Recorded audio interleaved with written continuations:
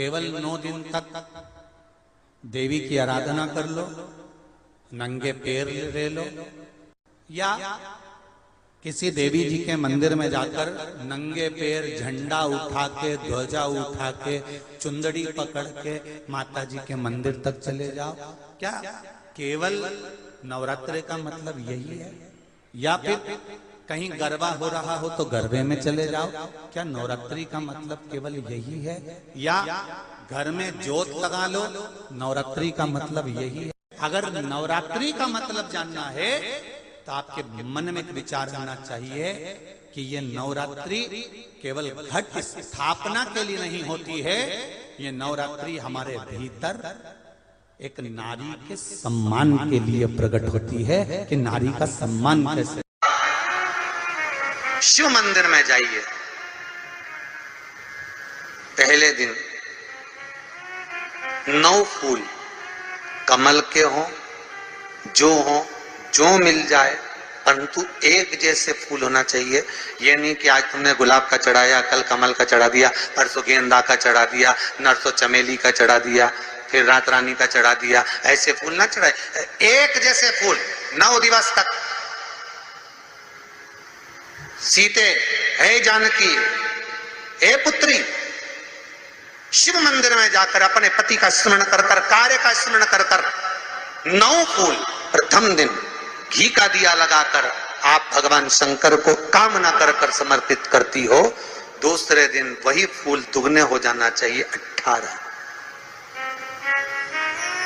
तीसरे दिन फिर 9 जोड़ लो। किसी भी स्थान पर, किसी भी स्थान पर, यदि हमारे घर में 2 शिवलिंग है, नहीं है, तो किसी अपने घर के गमले में, बगीचे में 2 पार्थिव लिंग का निर्माण करें। 2 पार्थिव लिंग, उसमें एक शिव जी का स्मरण करें और एक में माता पार्वती जी का स्मरण। देवादिदेव महादेव के 2 स्वरूप, 2 लिंग प्रकट कर कर, एक पर 9 पुष्प लाल और एक पर श्वेत पुष्प 5 समर्पित करें। बाबा की आराधना करें, घी का दीप लगाएं, पूजन करें और बाद में उन शिवलिंग को, उन पुष्पों को विसर्जन करें। किसी भी नदी में, तालाब में, बावड़ी में, अगर वहां नहीं विसर्जन कर सकते हैं तो किसी वृक्ष के नीचे उनका विसर्जन कर। और ये नवरात्रे, ये जो गुप्त नवरात्रे हैं, इस माघ महीने में जो गुप्त नवरात्रि आती है, इसी के अंतर्गत इसका पूजन है। एक बार हमने पहले वर्णन किया था, जिसके यहाँ संतान नहीं होती उसके लिए भी पहले श्रृंगी ऋषि ने नवरात्रि का बड़ा वर्णन किया। नवरात्रि के लिए कहते हैं कि नवरात्रि के अंतर्गत 9 लाल फूल और 5 श्वेत पुष्प, ये दोनों। लोग कहते हैं नवरात्रि में हम देवी की आराधना करें, नवरात्रि में हम भगवान की आराधना करें, पर शिव महापुराण की कथा कर रही है, भगवान शंकर का चरित्र कथा है। अगर आपने देवी भागवत का स्मरण किया हो या भगवान शिव की एक पवित्र आनंदमय कथा स्कंद पुराण के काशी खंड में अगर सुनी हो या उसमें भी नहीं पढ़ पाए हो, तो श्रृंगी ऋषि के चरित्र में आता है। श्रृंगी बाबा ने वर्णन किया है कि किसी भी स्थान पर, किसी भी स्थान पर यदि हमारे घर में 2 शिवलिंग है, नहीं है, तो किसी अपने घर के गमले में, बगीचे में 2 पार्थिव लिंग का निर्माण करें। 2 पार्थिव लिंग, उसमें एक शिव जी का स्मरण करें और एक में माता पार्वती जी का स्मरण। देवादिदेव महादेव के 2 स्वरूप, 2 लिंग प्रकट कर कर, एक पर 9 पुष्प लाल और एक पर श्वेत पुष्प 5 समर्पित करें। बाबा की आराधना करें, घी का दीप लगाएं, पूजन करें और बाद में उन शिवलिंग को, उन पुष्पों को विसर्जन करें।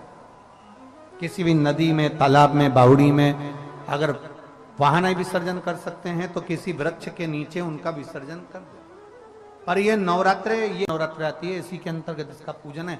एक बार हमने पहले वर्णन किया था, जिसके यहाँ संतान नहीं होती उसके लिए भी पहले जो आषाढ़ के महीने में जो गुप्त नवरात्र आते हैं उसका स्मरण कराया था। नवरात्रे में भी देवी की आराधना का एक स्मरण का सुख है महाराज। ज्योत का विधान है, नवरात्रे में देवी की ज्योत लगती है, अखंड ज्योति लगती है, जवारे बुआए जाते हैं, कलश लगता है। ज्योत का भी विधान है। जिसके यहाँ दिया अखंड जलाया जाता है, अगर वो दिए की बाती अगर दक्षिण दिशा की होती है तो उसके घर में साल भर में एक घात जरूर होती है। जो दिया अखंड जलता है उसकी बाती का मुख दक्षिण का नहीं होना चाहिए। अगर आपने देवी भागवत का स्मरण कराओ, देवी भागवत को अगर सुना हो, तो देवी भागवत में स्पष्ट किया गया कि पूर्व की ओर मुख करा हुआ दिया, अर्थात पूर्व की ओर ज्योत जो जलाई जाती है वो संपदा की वृद्धि करती है। पश्चिम की ओर मुख कर कर जो ज्योत लगाई जाती है महाराज वो वैभव को देती है। और उत्तर की ओर जो मुख कर कर ज्योत जलाई जाती है, उत्तर की ओर जो ज्योत का मुख रहता है वो आयु की वृद्धि करती है, घर में अकाल मौत को रोकती है। दक्षिण की ओर ज्योत ना लगाएं। अगर आपको लगाना है पूरब की लगाएं, पश्चिम की लगाएं या उत्तर की लगाएं।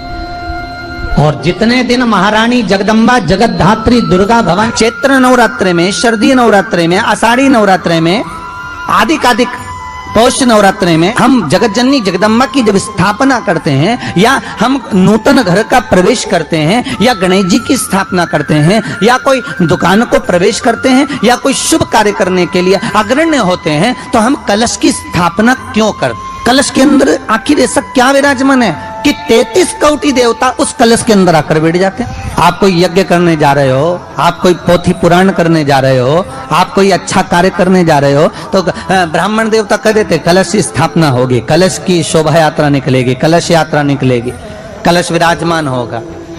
उस कुंभ की उस घड़े की महत्वता कहां से प्रकट हो गई? शिव महापुराण की कथा कहती है महाराज, भगवान ओघड़दानी शंकर स्वयं आद्य शक्ति जगदम्बा से कहते हैं कि जगदम्बा तू क्या चाहती है बोल। तो जगत जननी जगदम्बा कहती है कि जहां मैं हूं वहां शंकर है, ये आपने कह दिया, पर जहां शंकर है वहां पार्वती का होना जरूरी है। उसके लिए सिद्ध करने के लिए एक स्थान ऐसा बनाया जाए जहां पर शंकर विराजमान है और शंकर के साथ पार्वती विराजमान है। तो शिव जी ने कहा पार्वती उसके लिए मैं तुझे एक सुंदर कलश का निर्माण कर कर देता हूं। अष्टमी के दिन कन्याओं का भोजन कराओ या नवमी के दिन कन्याओं का भोजन कराओ। पर देवी भागवत तो कहती है, देवी भागवत तो वर्णन करती है कि पहले नवरात्रे से लेकर नवमी तिथि तक जितने दिन देवी के होते हैं, प्रत्येक दिन में आप किसी भी दिन कन्याओं का भोजन करा सकते हो, पहली रात्रि से लेकर, पहला दिन से लेकर। पर 9वें दिन तो सवेरे पूजन करके यज्ञ करके अनुष्ठान करके देवी को विसर्जन कर दिया, फिर नवरात्रि पूर्ण कैसे हुई? नवरात्रि की पूर्णता होती है अमावस्या की रात से गिनी जाती है। कौन से दिन से गिनते हैं? अमावस्या की रात्रि, फिर एकम की रात्रि, फिर दूज की रात्रि, ऐसे गिनते गिनते अष्टमी की रात्रि तक और नवमी के दिन सुबह तक या दोपहर तक या शाम तक, जब तक आप यज्ञ ना करें तब तक ये 9 रात्रियां पूर्ण गिनी जाती है महाराज देवी